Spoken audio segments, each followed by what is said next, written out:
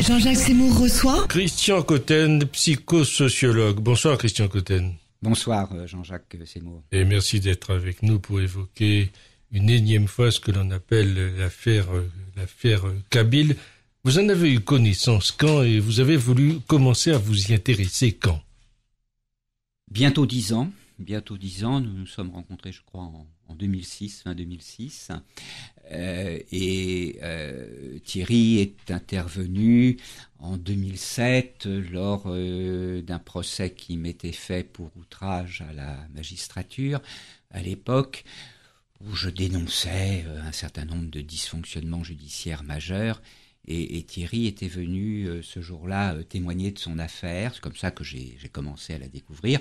Bon, il se trouve que depuis une bonne vingtaine d'années maintenant, j'ai été conduit à travailler sur ce que j'appelle des dossiers poubelles de l'État. C'en est un, l'affaire Kabyle ? Oui, clairement. Il est emblématique de quantité de dossiers relativement comparables, que j'appelle les dossiers poubelles, qui sont en règle générale des dossiers de sang et d'argent. Beaucoup de sang dans un certain nombre de cas, nombreux crimes pour certains dossiers. Là, on a un mort au minimum, mais un dossier emblématique parce que on sait bien que des dossiers tout à fait comparables comme celui de Thierry, du côté des trafics d'organes, ce n'est pas le seul. Le dossier de Kabyle pour vous, dans cette affaire, il y a trafic d'organes, parce que Thierry Kabyle le disait. Thierry raconte le détail de cette affaire, lorsqu'il a revu sa mère pour la dernière fois, il a découvert une grande cicatrice du côté de l'épaule gauche, pour laquelle il n'y a aucune explication donnée nulle part, aucune opération justifiée par un dossier médical. Dossier médical inaccessible d'ailleurs depuis une quinzaine d'années, autant aux avocats qu'aux experts eux-mêmes, commandités par l'institution judiciaire. Donc on a effectivement une cicatrice d'origine inconnue.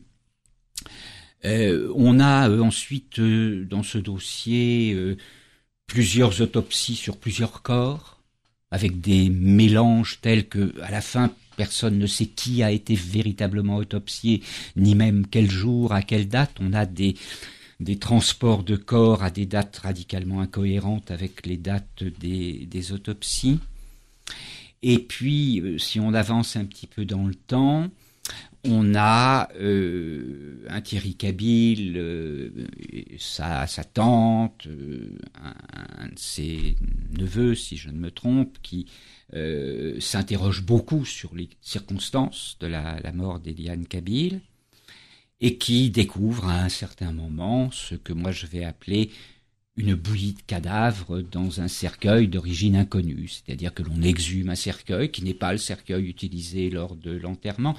Ah oui, j'oubliais, 2 enterrements, un le 22 février et un le 26 2001, avec là aussi des actes étranges que l'on comprend pas très bien. C'est presque un roman policier là. C'est un polar. Ouais, c'est un polar. C'est un vrai polar. C'est ça qui est intéressant, c'est ça qui est suffisamment drôle 15 ans après pour se permettre de faire ce que nous avons fait il y a 3 semaines maintenant, une vidéo sur Internet où nous utilisons le personnage du clown pour faire passer quelques messages. Parce que oui, ça devient très drôle à la fin. Ça devient très drôle parce que on a un scénario qui s'élabore, ce qu'il faut bien appeler en français, en droit pénal, un crime en bande organisée, où on retrouve de la bouillie de plusieurs cadavres, d'origine parfaitement inconnue. Alors avec des tests ADN que l'on va faire, mais dont on va refuser la transmission des résultats à la famille Kabyle, sous la plume d'un juge d'instruction qui clôt le dossier en disant « circulez, il n'y a rien à voir, tout est normal ».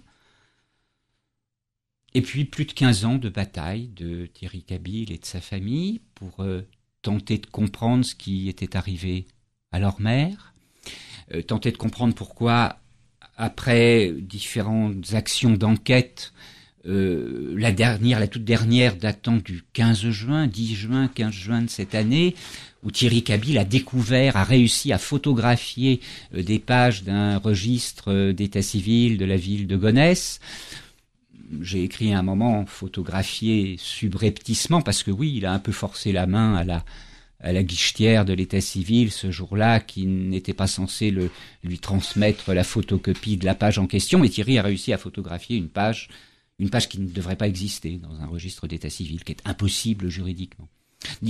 Autrement dit, on a une mort extrêmement suspecte, on a la trace d'une opération d'origine inconnue, on a des autopsies des plus confuses, on a 2 dates d'enterrement, on a 2 actes de décès plus un 3e qui correspond à une autorisation de fermeture de cercueil, 3e élément de registre d'état civil. On a... Tout ça couvert par la justice. Alors, 2e étage de la poubelle. Ça, c'est le premier étage de la poubelle, qui est une affaire sordide, hospitalière, dont on a écrit « Cela n'arrive peut-être pas qu'aux autres. Et cela n'arrive peut-être pas que à Thierry Cabil. » Et puis après, on a le 2e étage de la poubelle. Et c'est peut-être l'étage...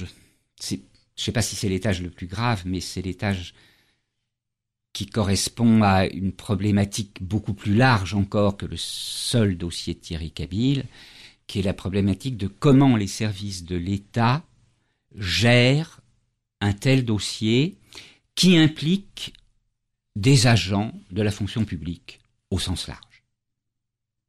On va trouver des hospitaliers, on va trouver des responsables de pompes funèbres, de la morgue, on va trouver un ou plusieurs médecins légistes, on va trouver un officier de police judiciaire, on va trouver des agents de l'état civil, des officiers d'état civil au niveau des mairies. On a un ensemble de gens, de personnes, membres de la fonction publique ou de sociétés qui travaillent avec la fonction publique. Et là, on va tomber dans un piège parfaitement connu par ailleurs, qui est le piège de la solidarité tribale. C'est-à-dire ? Un meurtre vient d'être commis dans un village insulaire, quelque part en France. Tout le monde se tient par la main pour faire quoi ? Le policier parisien débarque. Il a toutes les compétences voulues pour identifier un criminel. Et puis, il va arriver dans le village. 3 ans plus tard, 4 ans plus tard, 5 ans plus tard, il ne saura toujours pas qui est le meurtrier. Personne ne parle. Mais par contre, tout le monde sait qui est le meurtrier, comment il a tué, à quelle heure, pourquoi. Quels sont les enjeux familiaux, tribaux, claniques, territoriaux, que sais-je, affectifs, peu importe. Tout le monde sait identifier le coupable ou le meurtrier, peu importe. Le policier ne le saura jamais. Là où il y a une correspondance avec l'institution judiciaire, c'est qu'à un certain moment, lorsque certains agents de la fonction publique commencent à mettre le doigt dans une mécanique de dérive, que ça soit du trafic de drogue, du trafic d'armes, du trafic de brevets, du trafic d'enfants, du trafic de femmes. Quand un agent de la fonction publique commence à mettre le doigt dans une dérive plus ou moins intense, plus ou moins forte, le réflexe basique de l'ensemble de la tribu fonction publique, ça fait du monde. Le réflexe de base, c'est restons calmes, ne faisons pas de vagues. D'abord, ne faisons pas de vagues, parce que ça peut être dangereux. Si vous allez dans les cités, ça va faire une émeute. Donc n'allez pas dans les cités. Enfin, discrètement, pas trop souvent. C'est ce que raconte la police ces derniers temps. C'est ça le principe. Faites le tour. Faites le tour. Oui. Mais ne faites pas de vagues. Donc dans un dossier comme Thierry Cabil, c'est d'abord on ne fait pas de vagues. Et puis après, on a le 2e niveau. Bon, tu peux me rendre un service ? Je te revaudrai ça. Ou souviens-toi, il y a 3 mois, je t'ai rendu un petit service. Là, je voudrais que tu me bricoles un acte d'état civil. Alors c'est pas grand-chose. Tu mets annulé de traits de crayon et puis tu vois ce que je veux dire, tu m'arranges le coup, là, parce que on a un petit souci. Alors, on n'est pas dans un crime organisé forcément volontairement à l'avance entre tous les acteurs. On a quelques acteurs qui, à un moment, dérapent, commettent effectivement des délits, des crimes. Et puis on en a d'autres autour qui, pour ne pas faire de vagues, pour être gentils vis-à-vis d'un tel, pour rendre service, vont effectivement rendre service. Alors on va mettre devant Thierry Cabil tous les obstacles possibles. Et on est arrivé en 2014 à une situation clownesque. Enfin, j'ai joué au clown dans la vidéo que nous avons publiée sur politiquedevie.com depuis le 21 septembre ou le 22. Nous sommes dans une situation où nous avons poursuivi l'agent judiciaire de l'État comme une forme d'ultime recours par rapport à des dysfonctionnements judiciaires et à un déni de justice. Nous avons dans cette affaire évidemment un ensemble de dénis de justice depuis le début et de dysfonctionnements des services judiciaires, de voies de fait commises par des services administratifs, policiers, etc. Et donc nous avons poursuivi l'agent judiciaire de l'État au civil. Notre avocat, qui se trouve être notre avocat commun sur un ensemble de dossiers poubelles comparables dans lesquels je peux être concerné de différentes façons, notre avocat s'est fait casser la gueule, clairement, par le système, qui a utilisé ses fragilités ou ses failles pour lui taper suffisamment dessus pour qu'il soit obligé de se retirer pendant 1 an de toute activité d'avocat. Mais bon, c'est pas très grave. Il survit, et nous l'aidons, et il nous aide, et nous faisons du très bon travail ensemble.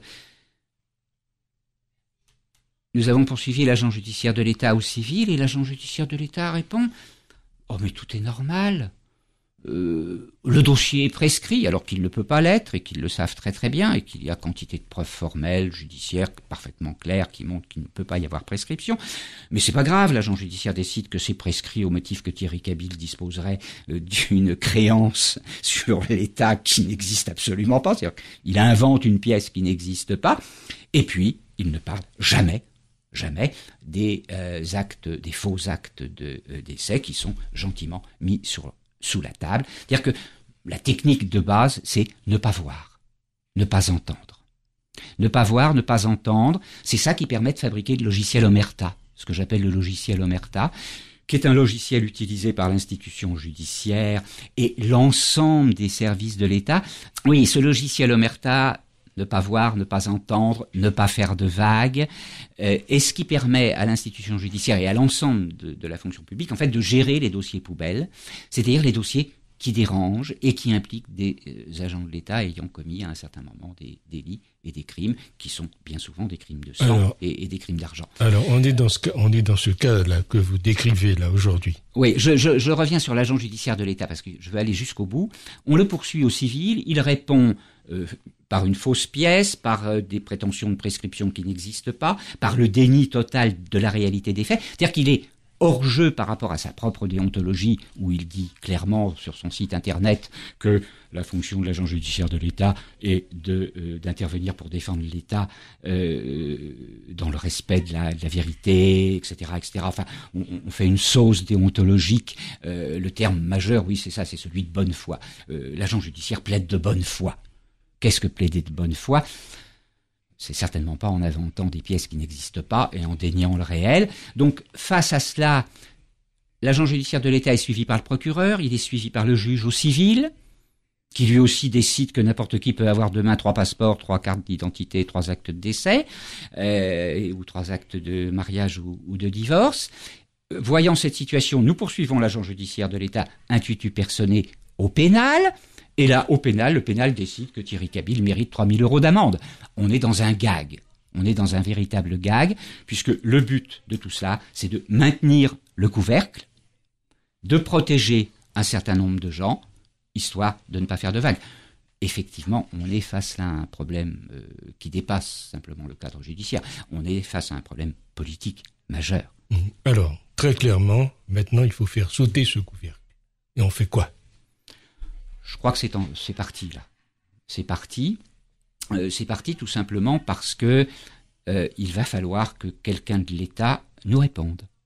Je ne sais pas lequel, je m'en fiche allègrement, mais il va falloir qu'il nous réponde parce que nous avons lancé sur Internet une vidéo de 11 minutes, c'est un petit peu long, mais peu importe, nous disons ce que nous avons à dire, il y a le texte à côté, tout ça peut être regardé, vu, lu sur le site qu'il a publié, politiquedevie.com. Et vous avez la preuve que tout ça est vu depuis la publication. Depuis un petit moment, il commence à y avoir plusieurs milliers de personnes qui ont vu cette vidéo, qui ont lu le dossier.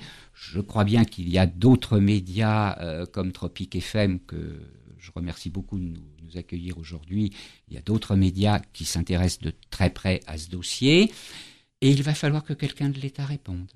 Enfin, non seulement il va falloir qu'il réponde, mais il va falloir qu'il répare. Et puis il va falloir qu'ils règlent leurs comptes entre eux. Parce qu'ils ont des comptes à régler. Parce qu'il est clair que dans ce dossier, il y a effectivement un certain nombre de gens qui ont grave joué au con, comme on dit un peu familièrement. C'est très clair.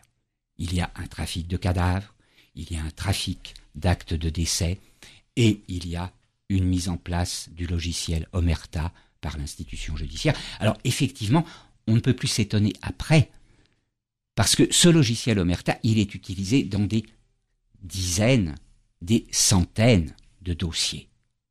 Dès que un agent de la fonction publique est concerné, il n'est pas très bon pour une femme. Vous allez loin. Ben oui, je vais très loin. Bien sûr que je vais loin. Il n'est pas très bon pour une femme qui veut divorcer, dans certains cas, d'avoir été mariée ou d'être mariée à certaines familles d'agents de la fonction publique. C'est pas bon du tout. Parce que ça peut prendre 15 ans pour un divorce. Ça, c'est le petit niveau de « je te rends service, tu me rends service ».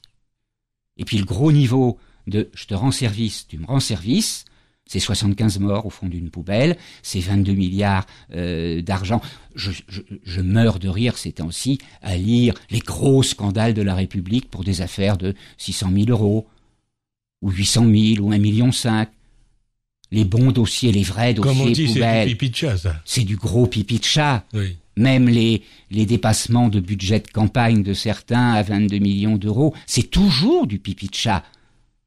Nous avons un des dossiers sur lequel nous travaillons en ce moment, parce qu'il est lui aussi emblématique d'une famille de dossiers particulières, conjointement avec le dossier Thierry Cabil. Celui-là, c'est du 22 milliards de dollars de trafic financier international dans lesquels un certain nombre d'agents de la fonction publique française ont plus qu'un doigt, une main, un coude, etc. Bon, on est face à un problème politique là, majeur qui est la place, le fonctionnement, le rôle de l'institution judiciaire en France. Je dis institution judiciaire parce que ce n'est pas un pouvoir. La Constitution française a ce site particulier qu'elle est en violation basique avec les principes fondamentaux de tout État démocratique basé sur la séparation de 3 pouvoirs. La justice en France n'est pas un pouvoir, ce n'est qu'une autorité judiciaire. C'est un des grands débats récurrents. Oui, elle souhaiterait être ce 3e pouvoir, d'ailleurs. Elle souhaiterait l'être. Et à côté de ça, mélangé à cette problématique-là, on a la problématique de la solidarité tribale au sein de la fonction publique qui se fabrique au travers de multiples associations diverses et variées, du club de sport au club de bouffe, enfin peu importe, ou aux associations prétendument philosophico-métaphysico-spirituelles, peu importe là encore, au travers de multiples façons d'être ensemble et de relationner. Dès que l'on a une poubelle, on a une mécanique de protection systématique qui se met en place et de défense, jusqu'à arriver à des résultats gaguesques, puisqu'on a 2 juges successifs, un au civil, un au pénal, qui en substance nous répond, tout comme l'agent judiciaire, tout comme le procureur. Les 3 ont exactement le même discours, c'est du copier-coller. Il y en a un qui écrit un paragraphe et puis les 2 autres écrivent le même, 15 jours après. On a un copier-coller systématique, c'est « il ne s'est rien passé ». Circuler, il n'y a rien à voir. Il n'y a rien à voir. Là, aujourd'hui, on est à un endroit où, eh bien, ils ont perdu. Je leur dis gentiment, d'ailleurs. Ils vont s'en prendre plein la figure, et ça va continuer, et on va pas juste s'arrêter là, parce que c'est notre travail aujourd'hui. Ça suffit, ce genre de choses. On peut plus. Les Français n'en veulent plus. C'est le mot de la fin, on en reparlera. Christian Cotten, merci d'avoir été avec nous.